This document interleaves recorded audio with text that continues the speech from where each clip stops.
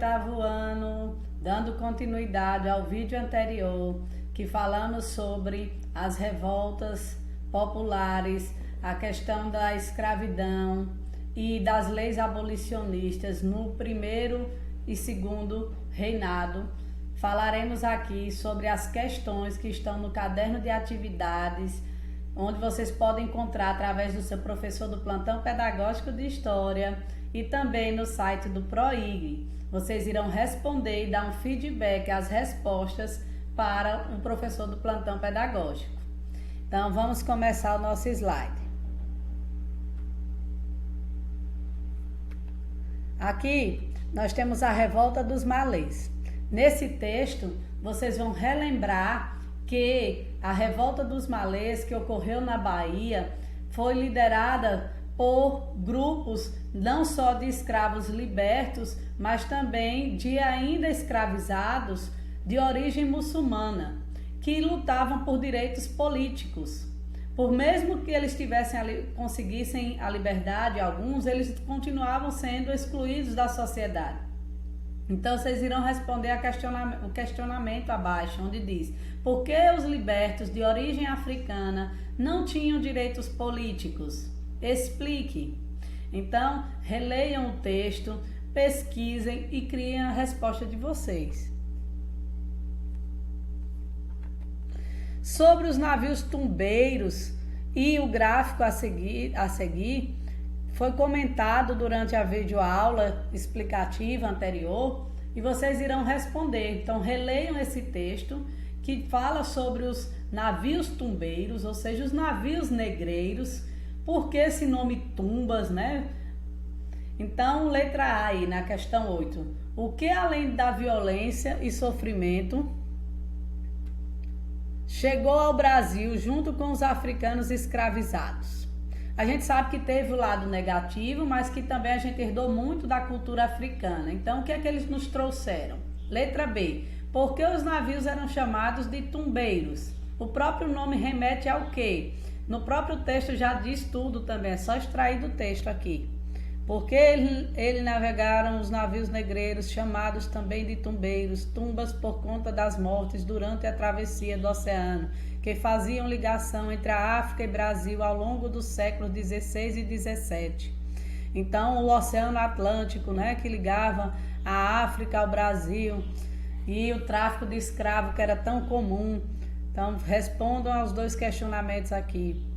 Analisando esse gráfico da queda do tráfico de escravos para o Brasil, desse lado aqui vocês têm a quantidade, certo, do número de indivíduos que foram traficados, trazidos como mercadorias. Aqui abaixo vocês encontram as datas, que já é o processo de gradual para as leis para inglês ver, né? As leis abolicionistas iniciando, e aqui vocês vão observar nessa imagem, ó, toda essa linha decaindo ao longo do tempo, diminuindo o tráfico de escravos estrangeiros. Então, vocês vão responder aqui na letra A, que período é analisado no gráfico, de que ano a que ano. Letra B, em que ano a importação de escravos foi maior, então é só você olhar o ápice e colocar aqui. Letra C, o que explica a queda brusca na importação de escravos em 1850. Então, qual foi a lei criada em 1850 que nós comentamos? A outra questão é sobre também esse texto e essa imagem que foi trabalhada no vídeo explicativo. Aqui nós temos a imagem interna do navio negreiro, como eram as condições da viagem da África até o Brasil. E aqui nós temos um trecho destacando: ainda não chegou para nós o momento de abandonar a importação de escravos, porque embora seja um mal, é um mal menor do que não importá-los. Ou seja, eles queriam continuar o tráfico de escravos. Aí a questão diz: a frase acima expressa o pensamento de Cunha Matos sobre o fim do tráfico negreiro. O que ele quis dizer com essa frase? Então, analise o que nós comentamos sobre leis para inglês ver, analise a frase e crie a sua resposta. Sobre essa charge que também foi comentada, no vídeo explicativo, vocês irão reler e responder essa pergunta. De acordo com os diálogos acima, por que a maioria das pessoas da imagem eram contrárias contra a extinção, o fim da escravidão no Brasil? Quem eram os grupos elitistas aqui que não queriam o fim, que estão puxando esse escravo aqui, ó? Por que eles não queriam o fim da escravidão? Porque eles queriam manter os seus privilégios. Então, critiquem e expliquem a charge.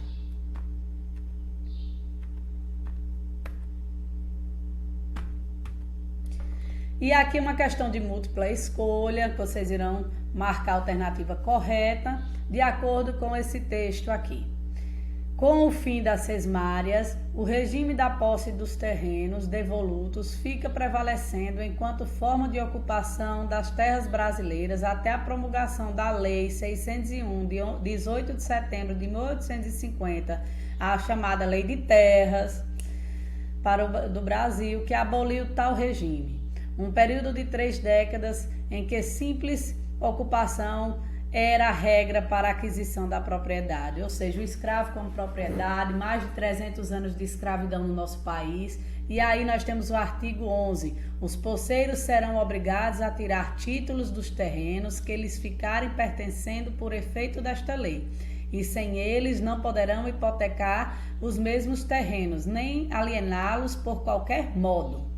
De acordo com o texto, pode-se dizer que a Lei de Terras, vocês vão lá na Lei de Terras de 1850, o que nós comentamos, o que a frase aqui destaca, e irão marcar a alternativa que se refere à Lei de Terras de 1850.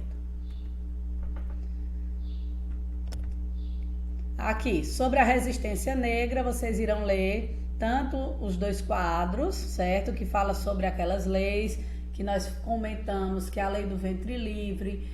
O filho de escravo, ele nascia livre, porém essa liberdade só seria dada a ele com 21 anos de idade. A lei do sexagenário, que também não era assim de imediato, muitos nem chegavam a essa idade.